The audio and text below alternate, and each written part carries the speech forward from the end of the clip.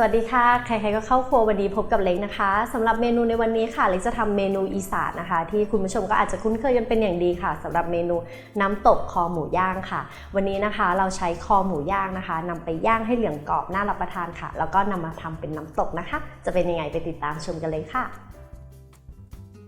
เรามาดูส่วนผสมของเมนูน้ำตกคอหมูย่างกันนะคะเริ่มด้วยคอหมูย่างค่ะตรงนี้นะคะเล็กจะนำคอหมูย่างไปหมักกับน้ำมันหอยค่ะซอสปรุงรสนะคะซีอิ๊วหวานแล้วก็น้ำตาลค่ะหมักให้เข้ากันนะคะแช่ทิ้งไว้ในตู้เย็นค่ะหลังจากนั้นเราก็จะนำมาย่างค่ะ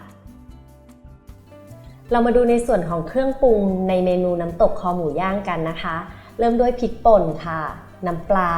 ข้าวคั่วค่ะมะนาว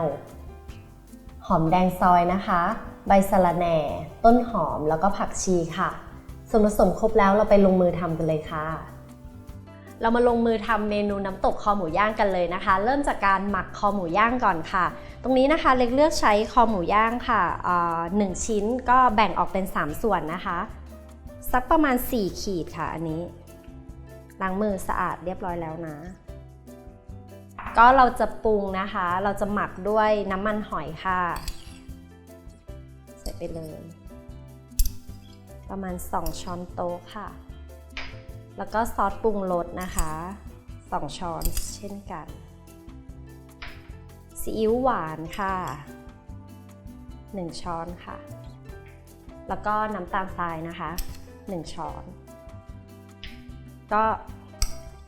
ส่วนผสมนะคะคุณผู้ชมหมักให้เข้าเนื้อกับคอหมูย่างแล้วก็แช่ตู้เย็นทิ้งไว้ก่อนสักครึ่งชั่วโมงก็ได้ค่ะแล้วก็นำมาย่างนะคะ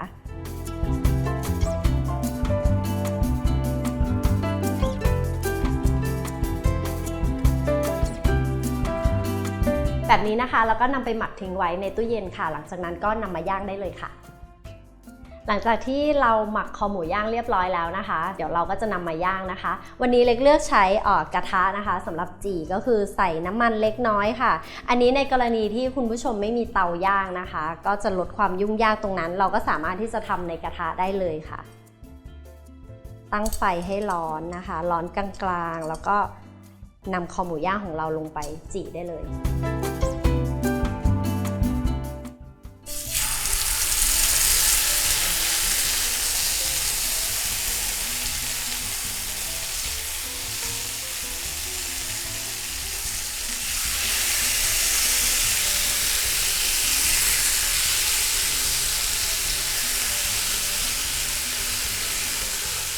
ใจเย็นๆนะคะค่อยๆทำไปเรื่อยๆ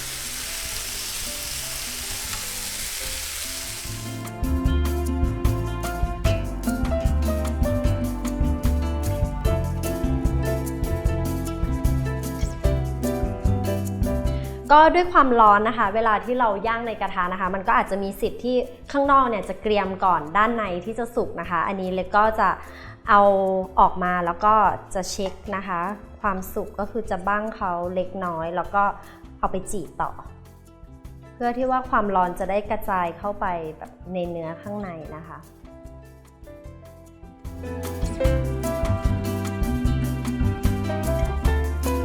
หลังจากที่เราบั้งเรียบร้อยแล้วนะคะเดี๋ยวเราจะเอาไปจี่ต่อค่ะ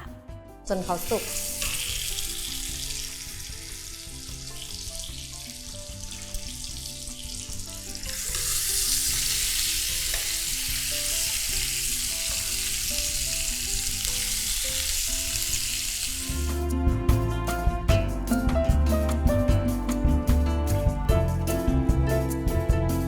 หลังจากที่เราย่างคอหมูย่างสุกดีแล้วนะคะคุณผู้ชมก็นำไปหั่นเป็นชิ้นเล็กๆพอดีคำนะคะหลังจากนั้นเนี่ยเราก็จะมาปรุงเป็นน้ำตกคอหมูย่างกันค่ะ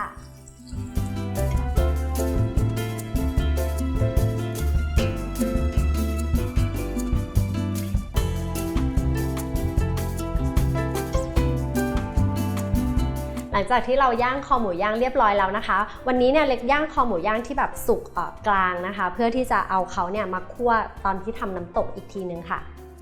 เราก็ตั้งหม้อนะคะให้ร้อนแล้วก็ถ้ามีน้ำสต๊อกก็ใส่น้ำสต๊อกเล็กน้อยค่ะหรือว่าจะเป็นน้ำเปล่าก็ได้ใส่นิดเดียวแล้วก็นำคอหมูย่างไป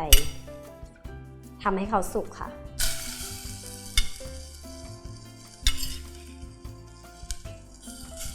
ห ก็จะเกรียมๆนิดนึง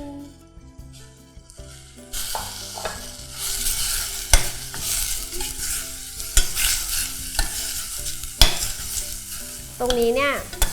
เรานำเขามาอุ่นอีกทีนึงอย่างนี้นะคะมันก็จะทำให้เนื้อหมูเนี่ยนุ่มด้วยค่ะ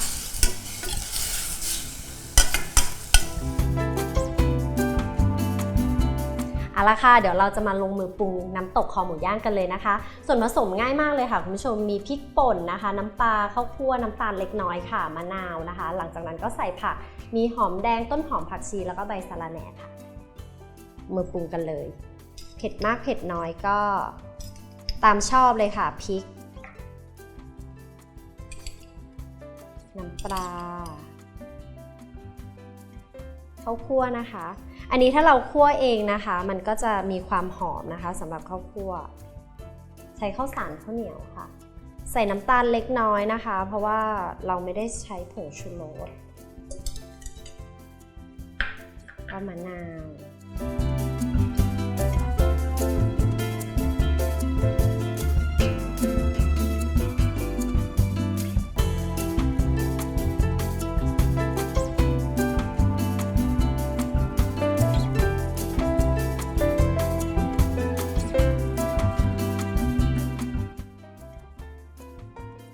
หอมแดงค่ะต้นหอมก็ซอยเล็กๆนะคะผักชีแล้วก็ใบสะระแหน่ค่ะแล้วก็คลุกเคล้าให้เข้ากันค่ะน่ากินมากพร้อมเสิร์ฟแล้วค่ะสำหรับเมนูน้ำตกคอหมูย่างค่ะ